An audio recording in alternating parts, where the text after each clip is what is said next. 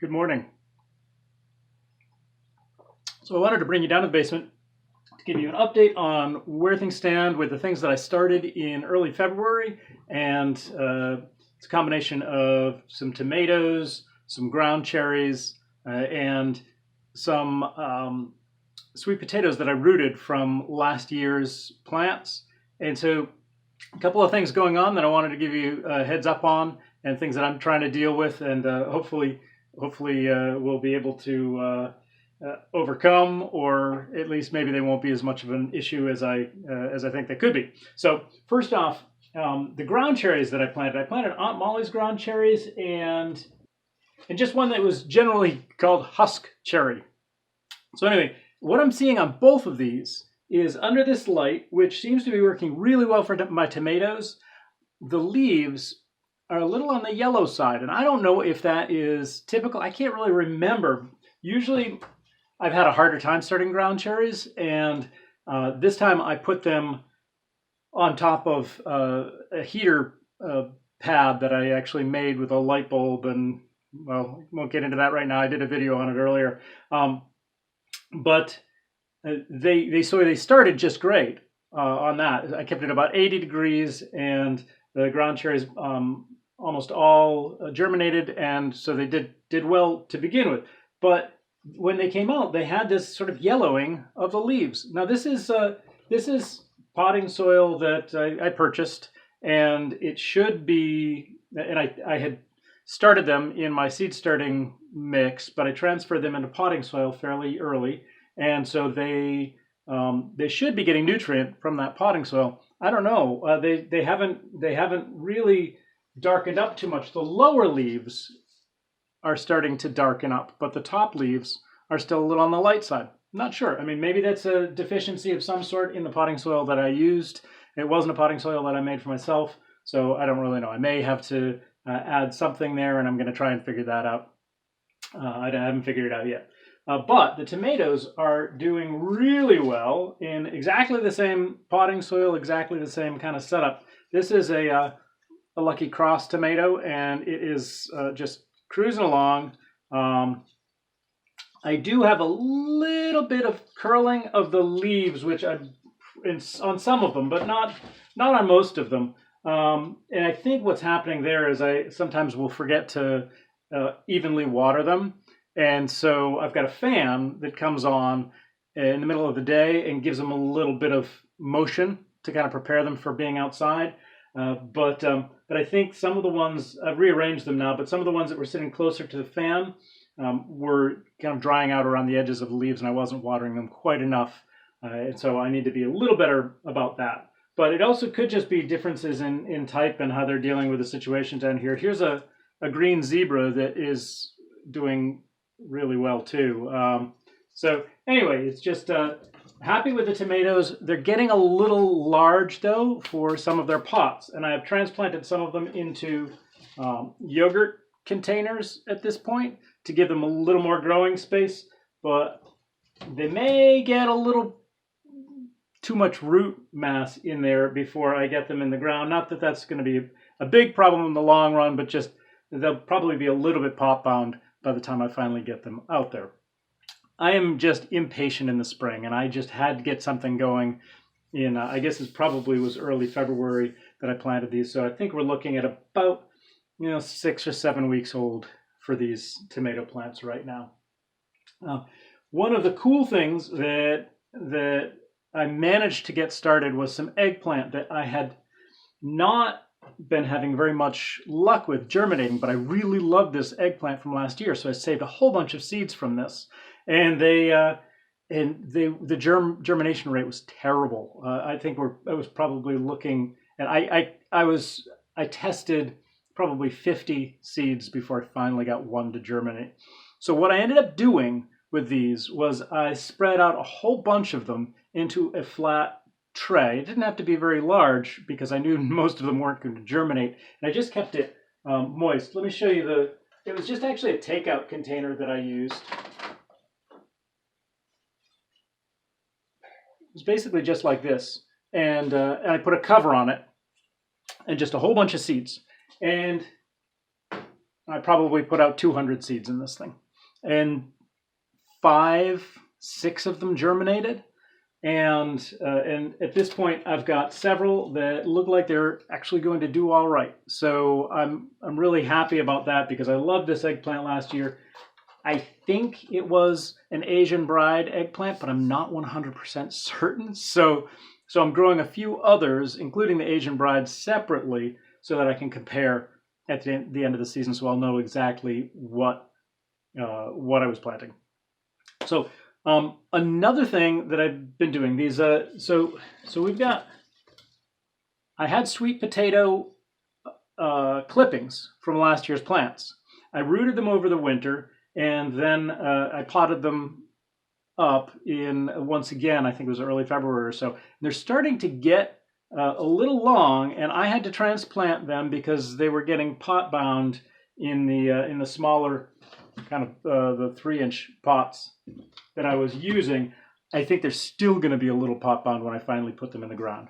My idea is probably what I'll do is when I get a couple more branches off of these, I will start clipping the branches off and rooting those and see how that goes. So I'll have some that are perhaps not quite as pot bound. We'll see if they actually work, because they may not have enough sort of stored nutrient to thrive on just water.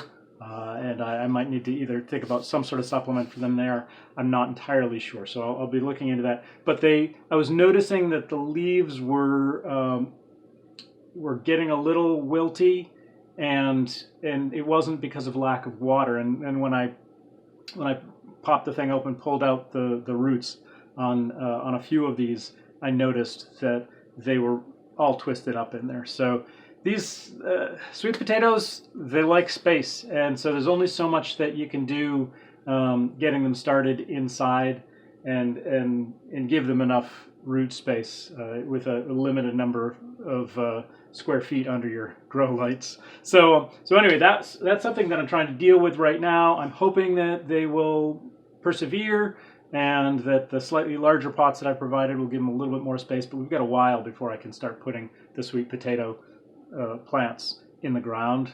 It's just a little too cool here. It's true about the tomatoes too, but I'm not quite as worried about the tomatoes. I've dealt with big tomatoes before. The sweet potatoes I'm a little worried about because they just don't look quite as healthy as I would like, and I'm pretty sure that that's because they were so pot bound. Anyway, and also I have just started some basil, which I would like to do a better job this year of rotating basil so that I always have more plants coming along. I find that basil is one of those things I just can't have enough of. And no matter how many plants I start, I always feel like, gosh, I wish I had more basil. So this year I'm going to try and keep a rotation of planting basil seeds. And I'm going to have to get some other seeds started fairly soon. One thing that I've been thinking about is last year I had a real problem with squirrels eating the seeds from my squash. So I'm going to have to start my squash inside this year. And so I'm trying to figure out when to do that. I'm thinking if I give them 4 or 5 weeks, that might be just enough, because I really don't want those to get their roots all tangled up in a pot. They really like to be able to spread, and I don't think they're going to transplant all that well if the roots get all wrapped up. But I really do need to start those inside, because last year was such a disappointment. I planted 100 seeds and the squirrels just went bam, bam, bam, bam, bam, dug a little hole for each one and pulled each one out, and I had to replant them. And these are seeds that I had saved, so they were kind of important to me.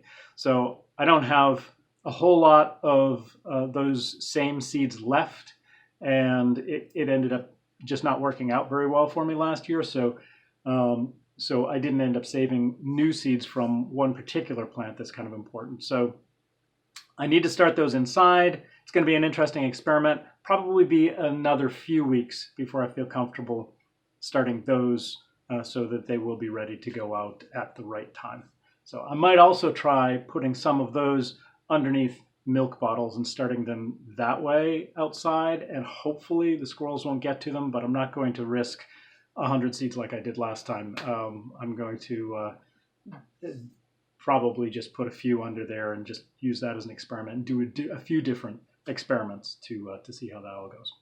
So that is bringing you up to date down here in the basement. You can see I put up a second one of these panel lights, these LED panels, and they work really well. They have, even down as low as these plants are, I'm still getting a reading of about 200 on the lux meter, and so that is, sorry, not 200, still getting a reading of about 20,000 on the lux meter, not 200. And so that's plenty of light for these plants.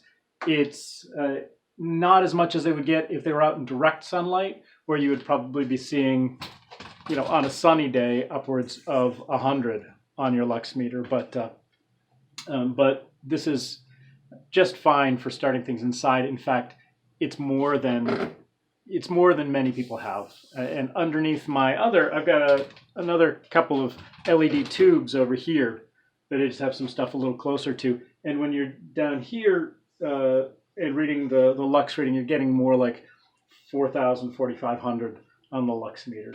So you get under these panels, where the panels 2.5 feet above the plants, you're still looking, like I said, at about anywhere from 15 to 20,000 on the lux meter, which is lots and lots of light, which is explaining why my tomato plants look like this and not all like stringy and scraggly, which is what used to happen to me a whole lot. I would try and start tomatoes inside, and I wouldn't get these nice, short, thick starts. I would get starts that were reaching and reaching and reaching and reaching without a whole lot of foliage, and just sort of struggling. And these tomatoes are not struggling at all, from what I can see, to get up to the light.